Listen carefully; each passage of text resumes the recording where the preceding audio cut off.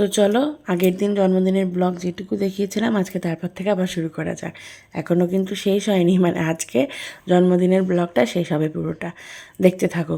তো দেখো মা দুপুরে আবার সকালের মতো পাঁপড় ভাজছে, আর এই যে মাংসর ঝোলটা দেখতে পেলে, মাংসর ঝোল মা রান্না করেছে, কি সুন্দর দেখতে লাগছে। আর কি কি রান্না করেছে আমার দুই মা মিলে সেটা তোমাদেরকে দেখাচ্ছি।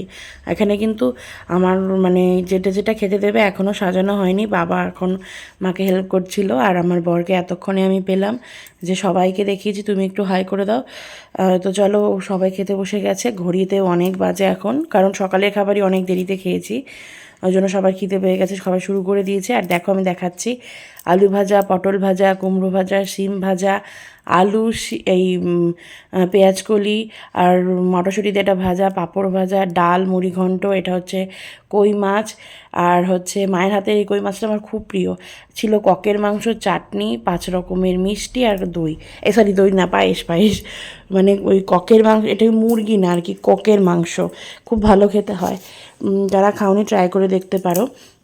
আর যে সমস্ত মিষ্টিগুলো আমি ভালোবাসি, অল্প মিষ্টি, অল্প আর কি ইয়ে থাকে, রসের মিষ্টির থেকে আমার সন্দেশ মিষ্টি ভালো লাগে, সেগুলোই আমার বর এনেছে।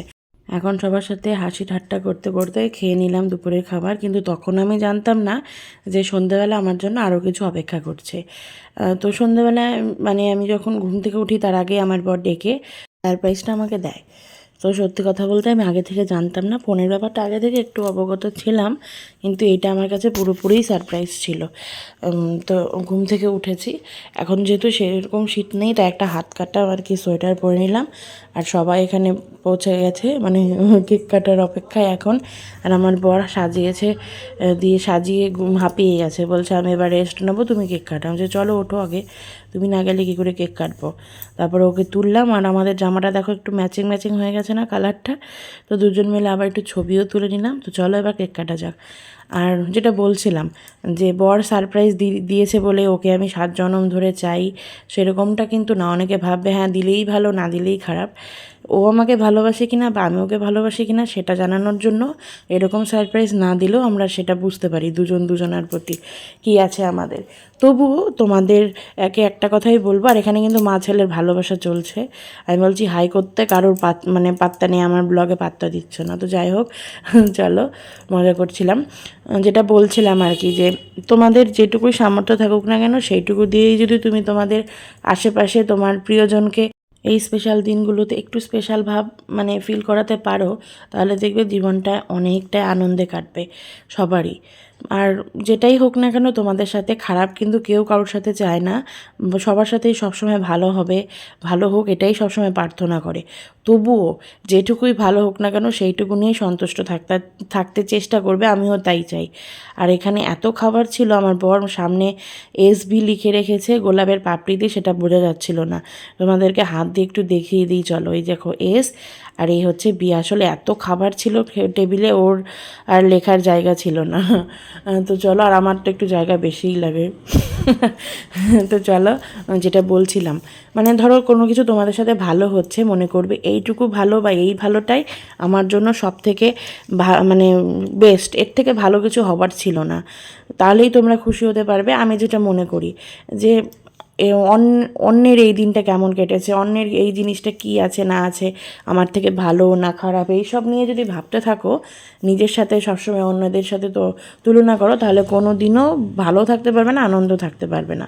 এই যে আজকের দিনটাতেই আমি যেটুকু পেয়েছি এটুকুতেই খুশি, কিন্তু একটাই আক্ষেপ, যে এখানে যদি আমার শ্বশুরমশাই বেঁচে থাকতো, এই 3 জনা যেরকম আমার পাশে রয়েছে সেরকম যদি ওনাকেও পেতাম, আর মানে সত্যি কথা পরিপূর্ণ হতো। মানে বলতে পারছি না আমি ওনার কথাটা, এতটা এই দিনগুলোতে বেশি মনে পড়ে আর কি। ওনার হাতটা কিন্তু আমার মাথার ওপর থেকে সরে গেছে, 3 জনের হাত তো আছেই, কিন্তু ওনার হাতটা কিন্তু সরে গেছে। এই দিনটা আরও অন্যরকম হতে পারতো যদি উনি থাকতো, কিন্তু কিছু করার নেই, ভগবান সেটা চাননি, হয়নি সেভাবে। যেভাবে যেটুকু হয়েছে সেইটুকুতেই আমরা আনন্দ করছি, যেটুকু ওই নিয়েই থাকতে চেষ্টা করছি। কষ্ট হয় কিন্তু কিছু করার নেই, ভগবানের উপরে তো কারোর হাত নেই, এটাই এখন ভাবি। আর এটাই ভাবি যে যেটুকু হচ্ছে আমি এইটুকু নিয়ে অনেক খুশি। এই কারণে এই মানুষগুলোকে, শুধু আমার বরকে না, যত জন্ম আমি জন্মাবো এই মানুষ জন্ম হিসাবে, তত জন্মেই যেন আমি এই মানুষগুলোকে আমার কাছে আমি এইভাবেই পাই। তো চলো, অনেক বকবক করা হয়ে গেছে, এবার কেকটা কাটা যাক। আর আমার এই বছর মানে 24 বছরে আমি পা দিলাম, 23 পূর্ণ হয়ে। তো সবাইকে আগের ব্লগেও বলেছি, তোমরা সবাই আশীর্বাদ করো বড়রা, যাতে সুস্থ থাকতে পারি, সবাইকে নিয়ে ভালো থাকতে পারি। আর আমার আশেপাশে যারা রয়েছে তাদেরকে আর মানে কি বলবো, তারা না থাকলে আমার জীবনটা এতটা সহজ, এতটা সুন্দর, এতটা ভালো হতো না। এইটুকু মানে বলার আর অপেক্ষা রাখে না, তাদের জন্যই এত ভালো আমি আজকে আছি। ভগবানের কাছে এইটুকুই চাওয়া যে এদেরকে নিয়ে জানি সুস্থভাবে থাকতে পারি, আর কিছু চাই না। আর যেটুকু পাচ্ছি সেটা তো অনেক পাচ্ছি, কিন্তু সুস্থতাটা সব থেকে বেশি দরকার। তো একে অপরকে তারপরে কেক কাটিংয়ের পর কেক খাইয়ে দিচ্ছি, সবাইকেই খাইয়ে দেবো একে একে। আর অনেকে বলে বেশি দেখায়, বেশি ইয়ে করে, কি কী দেখাই বলো তো? আসলে এই ভালো জিনিসগুলো যে দেখবে তাদেরও তো মনে হবে আমরা ওইভাবে কাটাতে পারি, তারাও ওইভাবে ভালো থাকুক। আমি ভালো আছি বলে তোমরা কেউ ভালো থাকবে না, এটা আমি চাই না। আমি যেহেতু ব্লগ করি সেহেতু আমি আমার ভালো লাগা জিনিসগুলোই শেয়ার করি। আমাদের সাথে ঝগড়াও হয়, মনোমালিন্য, অভিমান, রাগ সব কিছুই হচ্ছে, সেইগুলো তো আর তোমাদের সাথে আমি শেয়ার করব না। আমার রাগারাগি কেন তোমাদের মধ্যে ছড়িয়ে দেবো? পজিটিভিটি ছড়াবো, নেগেটিভিটি কেন ছড়াবো? তো সেই জন্যই আর কি এই সমস্তগুলোই শেয়ার করা। তোমরা সবাই ভালো থেকো। আজকে আমি অনেক কথা বলে ফেললাম, কিছু ভুল বলে থাকলে অবশ্যই কমেন্টে জানিও।